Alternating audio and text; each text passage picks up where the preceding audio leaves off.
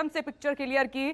देखिए, राजीव कह रहे हैं कि कमिंग वीक में संघ के नेताओं से मुख्यमंत्री योगी आदित्यनाथ की मुलाकात होगी और उसके बाद 30 जून तक मंत्रिमंडल का विस्तार होना है।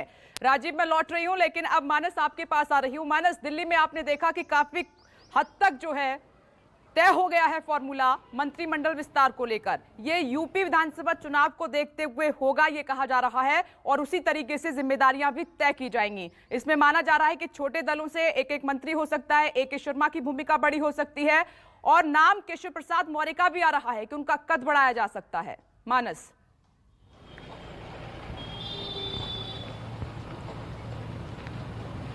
देखिए, जाति संतुलन के साथ साथ जो क्षेत्रीय और सामाजिक संतुलन है उसको बनाए रखने की कोशिश इस मंत्रिमंडल विस्तार में दिखेगी। और जैसा कि मैंने पहले भी कई बार जिक्र किया कि पश्चिम बंगाल में जो हार हुई, ये माना गया कि वहाँ का मैनेजमेंट ठीक नहीं था, इसलिए संघ सीधे इस बार उत्तर प्रदेश को लेकर के यहाँ पर लगातार बैठक कर रहा है, बातचीत कर रहा है, और एक संपर्क बना हुआ, एक समन्वय की स्थिति बनी हुई है बीजेपी के साथ राष्ट्रीय स्वयंसेवक संघ की, ताकि कहीं कोई चूक ना होने पाए, कहीं कोई गलती ना होने पाए, क्योंकि एक बड़ा स्टेक लगा हुआ है सरकार का कि, और खास तौर से जब ये तय हो गया कि योगी आदित्यनाथ के ही नेतृत्व में, उनके चेहरे पर ही उत्तर प्रदेश का चुनाव लड़ा जाएगा। और ऐसे वक्त में जब तमाम लोगों ने कोरोना संक्रमण काल में ही देखे तो बहुत खुल करके नाराजगी जाहिर की थी, चिट्ठियां लिखी थी, खुलेआम चिट्ठियां लिखी थी और उसको मीडिया में वायरल किया। तो ये स्थिति एक बहुत अजीब सी स्थिति थी कि पार्टी के भीतर, सरकार के भीतर ही सब कुछ ठीक ठाक नहीं चल रहा था, सरकार के लोग ही सरकार के विरोध में खड़े हो गए थे। ऐसे में बहुत ज़रूरी है कि सामाजिक और राजनीतिक संतुलन के साथ साथ जो जातियों का संतुलन है उसको भी बनाए रखा जाए। इस लिहाज से देखा जाए तो अनुप्रिया पटेल, जिनका जिक्र पहले भी मैंने किया था कि अनुप्रिया पटेल अपने पति के लिए, आशीष पटेल के लिए एक सीट मंत्रिमंडल में चाहती यूपी के मंत्रिमंडल में, तो हो सकता है कि उनको इसमें शामिल किया जाए। और चूंकि जो सुहेल देव पार्टी आप देख रहे हैं कि वो काफ़ी समय से, यानी लोकसभा का जो पिछला चुनाव हुआ था उसी समय से अलग हो गई थी और लगातार वो दूसरे दलों के साथ बीजेपी को खोखला करने में लगी हुई है। खासतौर से जो बैकवर्ड जातियां हैं उनको एकजुट करने की कोशिश की जा रही है। उनकी मुलाकात बाबू सिंह कुशवाहा की पार्टी से भी हो रही है, वो शिवपाल से भी मिल रहे हैं, अखिलेश यादव से भी उनकी बहुत लंबी चर्चा हुई, कई बार चर्चा हुई। जब ओवैसी लखनऊ आए थे तो वहाँ भी उनसे मुलाकात हुई। तो वो एक कोशिश कर रहे हैं, इस तरीके के कुछ लोग हैं, कुछ संगठन हैं, कुछ दल हैं जो लगातार बीजेपी को डैमेज करने की कोशिश कर रहे हैं, खासतौर से पिछड़ों को लेकर के, क्योंकि पिछड़ों का वोट ऐसा वोट था जो बीजेपी के साथ बहुत ज़्यादा मजबूती से कभी नहीं खड़ा होता था।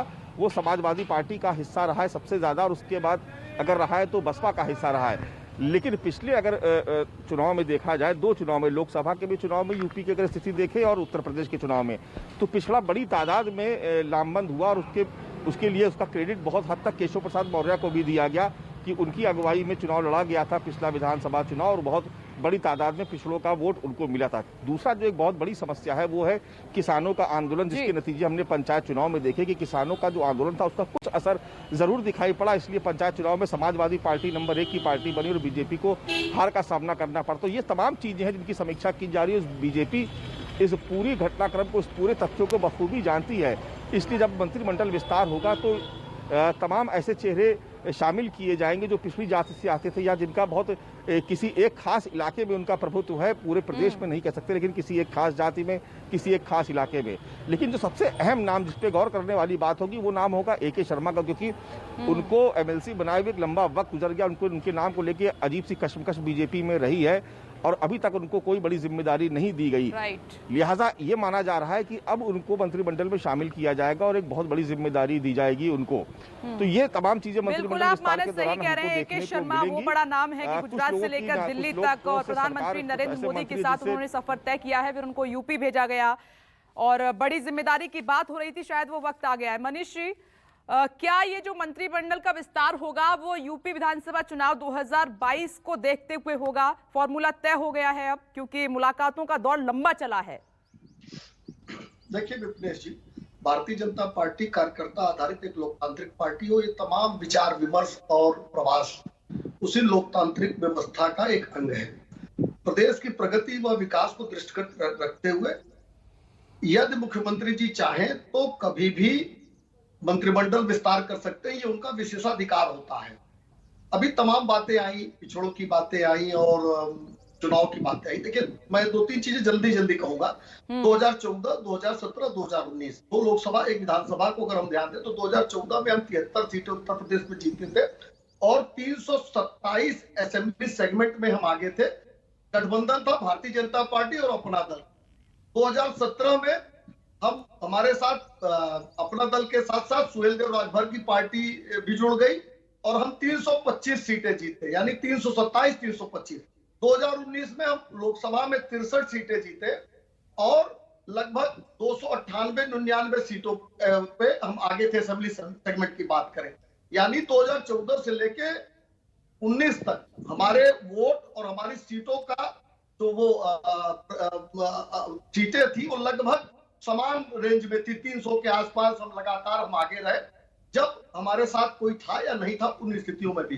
रहा बात पिछड़ों की, तो जो परिवारवादी पार्टियां पिछड़ों की दुहाई दे के राजनीति में आई, चाहे वो सपा हो चाहे बसपा हो, इन्होंने पिछड़ों और अन्य पिछड़ों को धोखा ही दिया। आज भारतीय जनता पार्टी एकमात्र राजनीतिक दल है जो इन जातियों को सम्मान और स्थान दोनों दे रहा है। और जिस तरीके से 4 साल डबल इंजन की सरकार ने उत्तर प्रदेश में नई इबारत लिखी है विकास की, तो हम अपने रिपोर्ट कार्ड के आधार पर चुनाव में जाने वाले हैं सरकार के, और हमको पूरा विश्वास है सबसे ज्यादा धान की खरीदारी इन 4 सालों में हुई है। सपा और बसपा को जोड़ दिया जाए तो उससे ज्यादा हुई है। गेहूं की खरीदारी हो या गन्ना किसानों का भुगतान रहा हो या यूथ के जितने मामले हो। सरकारी नौकरियों की बात मैं जरूर करना चाहूंगा। जब हमको सरकार मिली 19 मार्च 2017 को, तो सारे आयोग माननीय उच्च न्यायालय ने भंग कर रखे थे, बर्खास्त कर रखे थे भ्रष्टाचार के आरोप में। अखिलेश यादव की सरकार के भ्रष्टाचार के आरोप, हमने उनका पुनर्गठन किया। 4 लाख सरकारी नौकरियां हमने दी, यानी सपा बसपा ने मिलकर करीब 2.5 लाख नौकरियां दी थी 10 साल में। हमने 4 साल में 4 लाख नौकरियां दी है। आगे आने वाले साल भर में 1 लाख से ज्यादा और सरकारी नौकरी मिले, इसके लिए हम काम कर रहे हैं। हमको लगता है कि इसके आधार पर जनता का आशीर्वाद मिलेगा। कोरोना की बात अगर समय हो तो मैं जरूर कहूंगा कि 24 करोड़ की पॉपुलेशन है उत्तर प्रदेश की। अधिकतम जो संक्रमित लोगों की संख्या उत्तर प्रदेश में निकली तो 38,000 निकली। वहीं 12.5 करोड़ के महाराष्ट्र में प्रतिदिन 70,000 के आसपास लोग निकल रहे थे पीक समय में। छत्तीसगढ़ की बात करें, पंजाब की बात करें या तमाम अन्य राज्यों की बात करें, पॉपुलेशन के अगर पॉपुलेशन से हम तुलना करेंगे तो उत्तर प्रदेश में बेहतर स्थिति थी। साथ ही साथ सबसे जल्दी कंट्रोल में ठीक उत्तर है। प्रदेश में। मुझे एक जल्दी से इस बात का जवाब दे दीजिए, क्या अपना दल और निषाद पार्टी से एक नेता मंत्रिमंडल में शामिल हो रहा है क्या? देखिए, मैंने फिर कहा, ये मुख्यमंत्री जी का विशेषाधिकार होता है कि मुख्यमंत्री जी किसको मंत्रिमंडल में रखना चाहते हैं, किससे क्या काम लेना चाहते हैं मंत्रिमंडल। देखिए, श्री आशीष पटेल जी विधान परिषद के सदस्य हैं। आप सबको पता है हमारी सरकार जब 17 में बनी तो हमारे पास पूर्ण बहुमत था, फिर भी उनकी पार्टी का एक मिनिस्टर हमने शामिल कर रखा है। विधान परिषद बनने के लिए कितने विधायकों की आवश्यकता होती है ये भी सबको पता है। हाँ, लेकिन अगर काम की दृष्टि से आवश्यकता पड़ी तो निश्चित रूप से हमारे सहयोगी दल है, उनको काम का अवसर जरूर मुख्यमंत्री जी देंगे। ठीक है।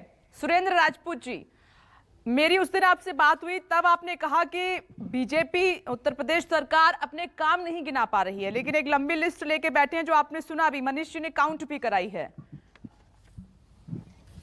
कहते हैं ना विपनेश जी की तुम्हारी फाइलों में गांव का मौसम गुलाबी है, मगर ये आंकड़े झूठे, ये दावे किताबी हैं।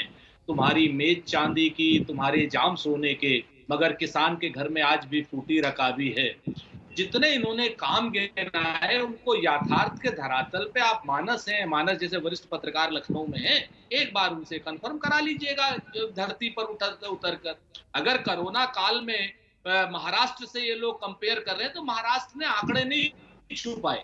गांव में 1 लाख उस पे अगर 10 के भी एवरेज आप लगा ले तो कितनी मृत्यु हुई है उत्तर प्रदेश में, लेकिन आंकड़े क्या है तो वो आपके सामने हैं। ऑक्सीजन के कमी से अगर उत्तर प्रदेश में लोग नहीं मरे हैं तो भी वो आंकड़े आपके सामने हैं। और गंगा के किनारे जो शमशान थे बड़े बड़े, उनको कब्रिस्तान बना दिया गया, गाड़ करके मुर्दे। वो अपनी अंतिम क्रिया के लिए जो इंतजार कर रहे हैं प्रेत योनि में गए हुए लोग, वो भी इनकी सरकार के आंकड़े बता रहे हैं। बीएड टीईटी से लेकर के अनुदेशकों से लेकर के पुलिस की भर्ती से लेकर के सारे क्या नाम शिक्षा विभाग की 69,000 भर्तियों से लेकर के जितने भी सरकारी नौकरियां फंसी पड़ी हैं, उनके बच्चों से एक बार पूछिए ना, तब आपको पता चलेगा कि आंकड़े संविदा वाले हैं, ये आंकड़े पुरानी सरकार के खाली निमंत्रण पत्र इन्होंने दिए हैं, अपॉइंटमेंट लेटर जिनको कहते हैं, वो आंकड़े हैं। तो सच बात ये है, अजीब लगता है जब बेरोजगारों से मजाक होता है, अजीब लगता है जब कानून व्यवस्था की बात करते हैं और हाथरस की बेटी बगल में दिखती है जलती हुई। तो इन सारी चीजों का असंतोष जो जनता में है, भारतीय जनता पार्टी के लोग मंत्रिमंडल को विस्तार करके अपने विधायकों में असंतोष दबा सकते हैं, अपने सहयोगी दलों में असंतोष दबा सकते हैं, केशव मौर्य का असंतोष दबा सकते हैं, लेकिन रियल संतोष, जनता का असंतोष नहीं दबा सकते। ये अपने आप में सच है। जनता अभी कोरोना की वजह से सड़क पर नहीं है, जैसे कोरोना खत्म होगा। नहीं सुरेंद्र राजपूत जी, ठीक है, अभी दिल्ली से सीएम योगी लौटे, उसके बाद आपने देखा कि पूर्वांचल एक्सप्रेसवे की शुरुआत होने जा रही है, जेवर एयरपोर्ट का भी निरीक्षण किया जा रहा है। तो मंत्रिमंडल के विस्तार के साथ साथ विकास पर भी योगी सरकार का फोकस है पूरा। बिल्कुल, आपकी बात से सहमत। ये बता, मुझे थोड़ा सा इतना बता दीजिए, अगर मुख्यमंत्री दिल्ली नहीं जाते तो क्या ये पूर्वांचल एक्सप्रेसवे में जो काम हुआ है वो काम नहीं होता क्या? डीपीआर तो पुरानी सरकारों की थी, खैर एनीवे, जिस सरकार में बनेगा उसको बधाई मिलेगी, लेकिन जब बनेगा तब बधाई मिलेगी। जेवर की डीपीआर हो चुकी है, जेवर का काम चल रहा है। आप इस चीज को देखिए ना कि जो काम एग्जीक्यूटिव है उन कामों को आप बधाई लेना चाहते हैं। आप मजदूरों में, दिहाड़ी मजदूरों में, आप ठेले वालों में, रेहड़ी वालों में उनकी जेब में और चुनाव से पहले ये कंप्लीट भी कर सकते हैं, पूर्वांचल एक्सप्रेस कंप्लीट भी हो सकता है इलेक्शन से पहले। मेरी थोड़ी सी बात बोले जी। मेरा ये कहना है कि जब आपको आवश्यकता है मजदूरों की जेब में पैसा डालने की, वो तो काम पूरा हो जाएगा, जब पूरा होगा बहस कर लेंगे। लेकिन जिस समय जिस चीज भूखा मर रहा है मजदूर, भूखा मर रहा है रेहड़ी वाला, भूखा मर रहा है ठेले वाला, भूखा मर रहा है वो जो छोटा दुकानदार है जिसकी ईएमआई का जिसके ऊपर कर्ज है, भूखा मर रहा है आपके, ठीक है। तो योगी का प्लान, उसकी हम बात कर रहे हैं, यूपी प्लान की, जो दिल्ली में बैठ के चली, कि उससे यह साबित हो गया है कि विधानसभा चुनाव को देखते हुए योगी सरकार तैयार है और प्लान तैयार कर लिया गया है।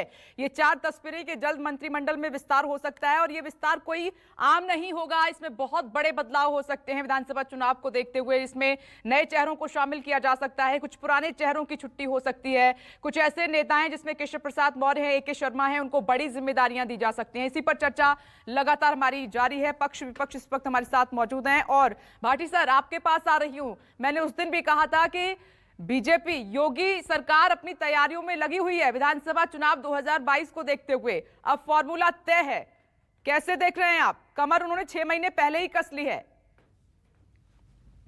देखिए, एक तो आपने अगर ध्यान दिया हो, दिल्ली में जिस भी नेता से मिले उनको उन्होंने एक पुस्तक भेंट की और आपके उस पर बार बार दिखाया भी जा रहा है स्क्रीन पे, शाहजी को पुस्तक भेंट करते हुए।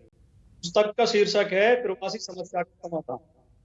मुझे लगता है कि योगी जी समस्या को समझ गए हैं। उत्तर प्रदेश की समस्या ये है कि इस प्रदेश को प्रवासी चला रहे हैं। कोई गुजरात से आया है, कोई नागपुर से आया है, कोई हिमाचल प्रदेश से आया है, कोई उत्तराखंड से आया है। ये इतना महान प्रदेश, इसमें बड़े बड़े नेता भारतीय जनता पार्टी के पास हैं, लेकिन उन नेताओं को उपेक्षित करते हैं। अब मुझे पता नहीं योगी जी ने अपने पुस्तक में क्या लिखा, लेकिन मैं ये बता दूं कि इस प्रवासी समस्या का समाधान अखिलेश यादव करेंगे 2000 में। इन प्रवासियों को सफाया हो जाए। दूसरी बात, मनीष जी ने 2 बार कहा कि ये मुख्यमंत्री का अधिकार है, वो किसे मंत्रिमंडल में रखे, और सुरेंद्र राजपूत जी बड़ा मुस्कुरा रहे थे इस बात पे। और खाली राजपूत जी नहीं मुस्कुरा रहे, पूरा प्रदेश मुस्कुरा रहा है, पूरा देश मुस्कुरा रहा है जब ये कहते हैं मुख्यमंत्री का अधिकार है। क्या ये बात किसी के गले उतरती है? देखिए, मैं विपनेश जी, मुझे थोड़ा समय दें आप। ये मैं मानता हूं कि खेल में कप्तान का अधिकार होता है कि वो किस खिलाड़ी से बॉलिंग कराएगा, किसे स्लिप पे रखेगा, किसको कहाँ रखेगा, किसे बाउंड्री पर रखेगा। लेकिन उस कप्तान को अगर बुला के बार बार टीम मैनेजर और जो वो है कोच, वो बार बार धमकाएंगे और कहेंगे कि इस खिलाड़ी को वहां खड़ा करो, इस खिलाड़ी को खड़ा करो, तो क्या खेल चल पाएगा? वो तो पवेलियन के चक्कर ही काटने में रह जाएगा कप्तान तो। और बदलाव भी कब किया जा रहा है? जब टेस्ट मैच का 4.5 दिन का खेल हो चुका है, जो बर्बाद करना था बर्बाद कर चुके हैं, टीम पूरी तरह हार रही है। अब केवल इनके पास 10-12 ओवर बचे हैं, उस ओवर में कौन सा तीर मार लेंगे? और जो मंत्रिमंडल में शामिल होने के सपने बहुत जल्दी नहीं है क्या भाटी जी? बहुत जल्दी नहीं बात कर रहे हैं? 3 महीने कुल बचे हैं। देखिए, अगस्त सितंबर में, अक्टूबर में चुनाव शुरू हो जाएगा। तो आपको चुनाव प्रचार करना है, टिकटों का बंटवारा हम तो होना अपना है, काम कर रहे हैं, आप वोट हमारी डाले चिंता मत जाएंगे, करिए। हम फिर रिजल्ट आएगा, फिर पता मैं चलेगा। आखिरी बात और बोल दूं, ये जेवर एयरपोर्ट और पूर्वांचल एक्सप्रेस का बड़ा दावा कर रहे हैं। जेवर एयरपोर्ट मेरे इलाके में बन रहा है, अभी तक जमीन पर कब्जा नहीं है, किसानों को ये संतुष्ट नहीं कर पाए, किसान आंदोलन कर रहे हैं, उन पर लाठियां तो बजाई हैं, उन्हें जेल तो भेजा है, किसानों को संतुष्ट नहीं कर पाए। पूर्वांचल एक्सप्रेस वे में केवल 50% काम हुआ है। ये दावा है मेरा, इनके रहते, मुख्यमंत्री रहते, वो चालू हो ही नहीं सकता। उसे तो अखिलेश यादव जैसा कोई विजनरी आदमी चालू कर सकता, जिन्होंने 22 महीने में 302 किलोमीटर लंबा एक्सप्रेसवे बना के चालू कर दिया था। बाबा से नहीं हो पाएगा, आप ये मानिए, मेरा विश्वास कीजिए। चलिए मैं बाबा जवाब आपसे ले लेती नहीं हूँ। हो मनीष पाएगा। जी, मनीष जी, आपने कहा कि मुखिया का अधिकार है, वो कभी भी मंत्रिमंडल का विस्तार कर सकते हैं, लेकिन भाटी जी सवाल उठा रहे हैं तो दिल्ली तक पहुंचने की क्या जरूरत पड़ी, इतनी बैठकों का दौर क्यों चला? जल्दी जवाब देता हूँ। देखिए विपनेश जी, दरअसल भाटी जी समाजवादी पार्टी के प्रवक्ता है और राज्य स्तरीय पार्टी के लोगों को अक्सर राष्ट्रीय पार्टियों के स्वरूप का आइडिया नहीं होता, उस पर काम उन्होंने किया नहीं है, इसलिए ये देश को विभिन्न भागों के हिसाब से देखते हैं और ये एक तरह से जो संघीय ढांचा, ये देश का नहीं, प्रदेश का प्रश्न है। मनीष जी, घुमाइए मत बात को, देश का नहीं, उत्तर प्रदेश का प्रश्न है। देखिए हम देश की बात नहीं कर रहे, उत्तर प्रदेश की बात कर रहे हैं। इसमें एक से एक शानदार नेता जिस प्रदेश में देश को दिया है। प्लीज अपनी बात इन्होंने रख दी, मेरी बात सुन ले। जी तो स्वागत है आपका, कहिए आप। ये इनकी समस्या है कि राष्ट्रीय पार्टियों के स्वरूप का उनको अध्ययन नहीं है, क्योंकि इनके राष्ट्रीय अध्यक्ष एक जो लखनऊ में एक मार्ग है विक्रमादित्य मार्ग, तो राष्ट्रीय अध्यक्ष इस मार्ग के उस तरफ रहते हैं, प्रदेश अध्यक्ष इस तरफ रहते हैं, तो अपना वहीं मिल लेते हैं, तो पता नहीं चलता होगा, भाटी जी को भी नहीं पता चलता होगा, क्योंकि लखनऊ ये भी नहीं रहते। दूसरी बात मैं कह रहा हूँ, वो कह रहे हैं अखिलेश यादव समाधान करेंगे 2022 में। अब मेरी बात प्लीज कंप्लीट होने दीजिए, मैं कह रहा हूँ। देखिए ये अपना अनुभव शेयर कर रहे हैं। मैं आपको याद दिलाता हूँ, जब अखिलेश जी मुख्यमंत्री थे उत्तर प्रदेश के, तो मन से रो रो के कह रहे थे कि पिताजी मैंने आपके कहने पे चीफ सेक्रेटरी रखा, आपके कहने पे उस मंत्री को हटा दिया, मैं इंग्लैंड जा रहा था, मैंने कहा कि आके मैं फलाने चीफ सेक्रेटरी को फिर रख दूंगा। तो इस तरह के मुख्यमंत्रियों का हाल इन्होंने देखा है अपनी पार्टी में, लाठी लेके शिवपाल यादव को दौड़ाना, मुलायम सिंह यादव जी को खदेड़ के राष्ट्रीय अध्यक्ष से हटा देना। तो लेकिन किसी नागपुर वाले के कहने पे तो नहीं हटा रहे थे, उत्तर प्रदेश के लोगों के कहने पे हटा रहे थे, नागपुर वालों से तो दिशा निर्देश नहीं ले रहे थे, राष्ट्रीय चैनल पे शेयर कर रहे थे। लेकिन कोई भी लोकतांत्रिक पार्टी कैसे चलती है वो भारतीय जनता पार्टी को बताने की आवश्यकता नहीं। दो तीन बात, एक बात मैं कांग्रेस का भी जवाब देना चाहता हूँ कि देखिए मैंने सारी बातें तथ्यात्मक रूप से रखी नौकरियों के लिए, 4 लाख नौकरियां हमने दी, मैं ब्रेकअप दे दूं, लेकिन बिना तथ्य के काटना, गाल बजाना नहीं। सुरेंद्र राजपूत जी कह रहे हैं कि किसान आंदोलन पर आप बैकफुट में हैं, सेकंड वेव में योगी सरकार की आलोचना हुई, तो ये कुछ उन्होंने मुद्दे काम कराए, इसीलिए ये इतनी गंभीरता से मुलाकातें हुई हैं, इन पर चर्चा हुई है, इसीलिए आप कुछ सहयोगियों का भी साथ चाहते हैं, छोटी पार्टियों के, कि 2022 में अब अकेले नहीं साथ मिलकर लड़ना होगा। उन्होंने जो कहा मैंने सुना, मैं उन्हीं का जवाब दे रहा हूँ। देखिए कांग्रेस के पास दरअसल गाल बजाने के अलावा कुछ बचा नहीं है। अब तो इस पे उतारू हो गए हैं कि अगर हमारी सरकार 24 में आई तो 370 फिर से लागू कर देंगे, दिग्विजय जी कहते हैं। प्रियंका जी वार्ता कर रही है तो केवल उलेमाओं यूपी पे रहते हैं, यूपी पे, यानी यूपी पे बात करेंगे। पाकिस्तान परस्ती और उलेमाओं से वार्ता, यही विकल्प केवल कांग्रेस के पास बचा है। लगातार पाकिस्तान को जो पसंद वही बात करेंगे और यूपी पर बात करते हैं, यूपी पर। मनीष जी भाई ये पाकिस्तान के बिना तो इनकी रोटी हजम नहीं होती, यूपी पे कैसे बात कर लेंगे? पाकिस्तान को खुश करने की कोशिश की गई है। ये 2022 को देख के प्रियंका जी वार्ता कर रही है, क्यों उलेमाओं से वार्ता कर रही है? उत्तर प्रदेश में, उत्तर प्रदेश चुनाव को दृष्टिगत करते हुए कर रही है ना, तो इनका एजेंडा है पाकिस्तान को खुश करना, उनका एजेंडा है नहीं, पाकिस्तान पे नहीं सर, पाकिस्तान पे बाद में बात करेंगे, यूपी की बात कर लेते हैं। जो मेरा जो सुरेंद्र राजपूत जी विपक्षी पार्टियां सवाल उठा रही हैं वो ये है कि आप डैमेज कंट्रोल कर रहे हैं, योगी के हाथ में नहीं है, अब राष्ट्रीय नेतृत्व को इंटरफेयर करना पड़ा, क्योंकि कई ऐसे नेता थे जो दूसरे राज्यों से आए, उनको जिम्मेदारियां तय करनी थी। देखिए मैंने सारी बातों को कहा, जो उनका सवाल था उसके पहले मैंने जवाब दिया, लेकिन 2022 को देख के विपक्ष के लोगों के पास क्या है? अगर इनके पास तथ्य होता, इनके पास मेहनत होती, ये सड़क पर उतरे होते, तो ये बताते कोरोना काल में कितनी जगहों पर प्रियंका जी गई, राहुल गांधी गए, स्वीट के सहारे, गलत आंकड़ों के सहारे ये लोग राजनीति करना चाहते हैं। और जब उससे काम नहीं चल रहा है तो पाकिस्तान परस्ती पे उतर आए हैं। ठीक है, अब तो ओके कह रहे हैं सुरेंद्र, आज 370 पूछ लाख दीजिए रुपए जवाब। देंगे। ओके, मैं जवाब ले लेती हूँ मनीष जी। 3-4 बातें मैं बड़ी स्पष्ट कहता हूँ। देखिए, पाकिस्तान, ये तो इन लोगों की पुरानी आदत है, अरे जब भाई, कुछ नहीं दिग्विजय जी बचता। ने कहा है, हमने हाँ, थोड़ी कहा। तो मैं जब- सुरेंद्र राजपूत जी इस पर बात नहीं करना चाह रही हूँ अभी। मैं चाह रही हूँ कि यूपी पर ही फोकस रहे हमारा। हम सिर्फ यूपी पे ही रहेंगे। मैंने कहा ना कि जब इनके पास कुछ नहीं बचता, तो यूपी को तो छोड़िए, किसी दिग्विजय मोहल्ले जी का को चुनाव होगा समझाइए। तब कुछ नहीं बचेगा, तो तब जो है ये पाकिस्तान पर आ जाएंगे, हम उस पर नहीं। आपने भाई, दिग्विजय जी ने कहा, विपिन जी मेरी कर दिए। आपत्ति है। और क्या नाम, विपिन आपने जी, किया मेरी क्या आपत्ति है, है। आपने शमशानों को कब्रिस्तान में बदल दिया। ये विपिन आपने जी, एक मेरी वादा आपत्ति पूरा है। किया है।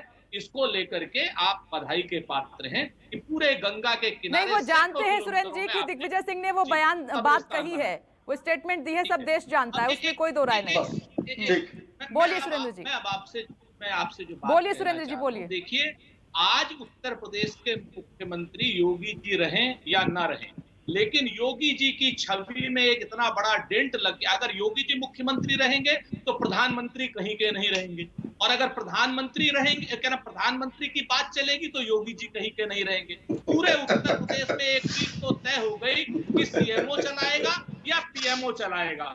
अब अगर अरविंद शर्मा आ जाते हैं मंत्री, तो निश्चित तौर पर यह जान लीजिए कि पीएमओ चलाएगा। योगी जी जो होंगे वो कागजी शेर होंगे, जो दस्तखत करने के लिए होंगे। ये इन लोगों ने तय कर दिया है। आज की डेट में आप इस चीज को देखें कि जब से आए हैं उत्तर प्रदेश, नहीं, ऐसा क्यों कह रहे हैं आप सुरेंद्र जी? ये क्या आपने मतलब कैसे ये जज किया है? मैं बताता हूं, बिल्कुल। आप इस चीज को देखिए कि आदरणीय योगी जी जब से दिल्ली गए, आप एक चीज देखिए ना कि बीएल संतोष साहब उत्तर प्रदेश की सरकार का असंतोष दूर करने के लिए आए थे, फिर राधा मोहन सिंह जी आए। आपने आज तक किसी प्रदेश के प्रभारी को सुना कि पहले वो राज्यपाल से मिला हो, भाजपा का ही, और उसके बाद वो विधानसभा अध्यक्ष से जाकर के मिलता हो, और उसके बाद दिल्ली आदरणीय योगी जी जाते हो और वहां पर उनकी पिलर टू पोस्ट सब जगह पे वो समाधान की बात करते हो। और आप ही कह रही हैं कि अरविंद शर्मा को महत्वपूर्ण जिम्मेदारी दी जाएगी। अरविंद शर्मा को महत्वपूर्ण जिम्मेदारी दिया जाने का मतलब है कि प्रधानमंत्री कार्यालय उत्तर प्रदेश चलाएगा, उत्तर प्रदेश की सरकार चलाएगी, इनकी टीम 11 का कुछ नहीं होगा। और अगर इनकी टीम 11 सरकार चलाएगी तो प्रधानमंत्री की छवि का क्या होगा?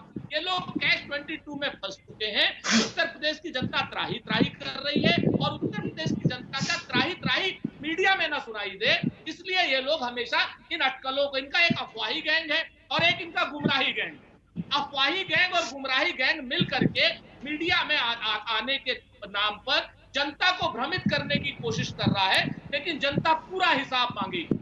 एक एक चीज का, रोजगार का भी मांगेगी, कोरोना का भी मांगेगी, ऑक्सीजन का भी मांगेगी, दवाई का भी मांगेगी, पढ़ाई का भी मांगेगी।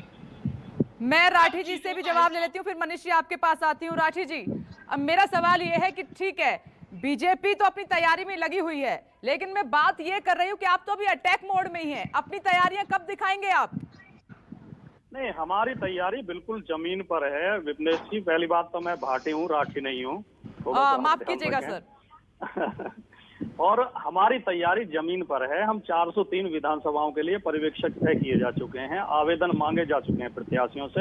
हमारे नेता माननीय अखिलेश यादव जी एक एक सीट पर नजर रखे हुए हैं, बाकायदा जिलों की रिपोर्ट लेके, कार्यकर्ताओं का परामर्श लेके। ऐसा कुछ दिखाई नहीं दे रहा है भाटी सर, कुछ दिखाई नहीं दे रहा है। नहीं, दिखाई ये हमारी कमरे में बैठ के कवायद जो होगी वो सड़क पे क्यों दिखाई देगी? सड़क पे तो हम दिखाई दिए थे कोरोना में, लोगों की मदद करते हुए, दवाइयां बांटते हुए, ऑक्सीजन के सिलेंडर पहुंचाते हुए, लोगों को भोजन देते हुए, अभी तक भी दे रहे हैं। हमारे कार्यकर्ता हर जिले में, हम दिखाई दिए थे किसान आंदोलन में पुलिस से पिटते हुए, जेल जाते हुए, पेट्रोल डीजल के खिलाफ। बीजेपी ने कहा वो तो आप राजनीति कर रहे थे उन तमाम मुद्दों पर। मनीष जी, सब ठीक है ना? सब ठीक है ना मनीष जी? क्योंकि आपको साथ लेना पड़ रहा है 22 के लिए। देखिए, भाटी जी ने कहा कि ये कोरोना में सेवा कर रहे थे। हाँ, हम लोग रोज देखते थे अखिलेश यादव जी अपने जल्दी से सर, वक्त की कमी है मेरे पास। आजमगढ़ में साइकिल लेके रोज लोगों से मिलजुल रहे थे, हम लोग देख रहे थे कितना। नहीं, मैं ये जानना चाह रही हूँ कि सब ठीक है ना, क्योंकि 22 में आपको साथ लेना पड़ रहा है, इसीलिए अनुप्रिया पटेल की बात हो रही है, निषाद जी की बात हो रही है। सब ठीक है ना? 2022 में भारतीय जनता पार्टी 300 पार सीटें जीतेंगी, ये जो लोग गाल बजा रहे हैं, जो भाई, आप गलत 600 तथ्यों के आधार पे जीत बात कर रहे हैं, लेकिन कोरोना ये का कांग्रेस सिर्फ को मुक्ति लोग दे बैठे हैं, ये अपना राष्ट्रीय अध्यक्ष नहीं चुन पा रहे हैं 1.5 साल से। चलिए ठीक है, आप हमारी चिंता ठीक करो, है। जनता- समाजवादी पार्टी की तरफ से कहा जा रहा है कि अखिलेश यादव नया पार लगाएंगे, वही करेंगे समाधान समस्या का, और आप कह रहे हैं कि 300 के पार जाएंगे। खैर, कांग्रेस की अभी तैयारी अपनी चल ही रही है, देखते हैं क्या होता है आगे। नमस्कार, मैं हूं मानक गुप्ता। अगर आपको हमारा ये वीडियो पसंद आया हो तो इसे लाइक और शेयर जरूर करें, और हां, हमें सब्सक्राइब और फॉलो करना ना भूलें ताकि आप देश और दुनिया की कोई खबर मिस ना करें। तो जुड़े रहिए हमारे साथ और देखते रहिए न्यूज़ 24।